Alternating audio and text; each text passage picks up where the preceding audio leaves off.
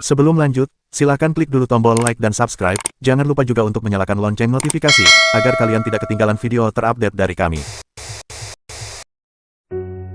Sunan Gunung Jati, yang dikenal juga dengan nama Syarif Hidayatullah, adalah salah satu ulama wali Songo yang juga menjabat sebagai Sultan Cirebon, dari tahun 1479 hingga 1568. Beliau lahir di Pajajaran, yang sekarang adalah Bogor, pada tahun 1448. Ayahnya adalah Sultan Syarif Abdullah bin Ali Nurul Alim, seorang pangeran dari Mesir, dan ibunya adalah Nyai Rara Santang, putri Prabu Siliwangi dari Kerajaan Pajajaran. Sejak kecil, Syarif Hidayatullah sudah menunjukkan kecerdasan dan ketekunan dalam menuntut ilmu.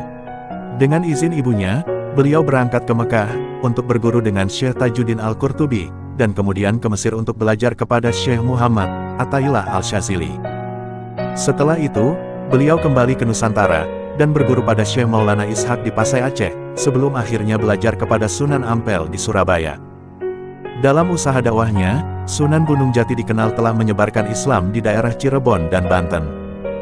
Beliau mendirikan pondok pesantren, dan menggantikan Syekh Datuk Kahfi di Gunung Sembung, Cirebon.